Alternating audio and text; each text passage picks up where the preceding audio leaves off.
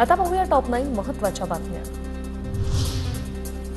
मनोज जरांगे यांच्या उपोषणाला पोलिसांनी परवानगी नाकारली। अंतरवाली सराटीत ग्रामस्थ आणि आजूबाजूच्या गावकऱ्यांच्या निवेदनानंतर पोलिसांचा निर्णय। जातीय सलोखा बिघडत असल्याचा अंतरवाली सराटीतील ग्रामस्थांची भूमिका।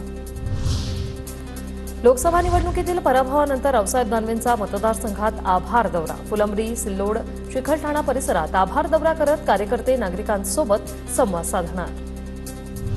कीर्तेकरांची जागा काँग्रेसला मिळाली असती तर मवियाला फायदा झाला असता। मुंबईतील काँग्रेसच्या मेळाव्यात प्रदेशाध्यक्ष नाना पटोलेंचं वक्तव्य। विधानसभा पालिकेत पंजा दिसला पाहिजे, पटोलेंचं वक्तव्य। राज्यात मान्सूनचं आगमन तर विदर्भातही लवकरच मान्सून दाखल होणार। ढगाळ हवामानामुळे तापमानात मोठी घट। आरबीआयचे रेपो रेट जैसे थे। आरबीआयच्या आर्थिक सल्लागार समितीचा निर्णय। कर्जाच्या हप्त्यातील व्याजात कुठलाच बदल नाही। मनी लॉन्ड्रिंग प्रकरणात प्रफुल्ल पटेल यांना मोठा दिलासा। वरळीच्या सिव्या हाऊसमधल्या मालमत्तेच्या जप्तीचे आदेश रद्द। इक्बाल मिरचीशी संबंधित प्रकरणात ईडीकडून कारवाई झाली होती।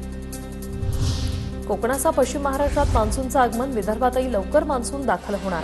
ढगाळ हवामानामुळे तापमानात घट। उद्यापासून पावसाचा जोर वाढण्याचा अंदाज।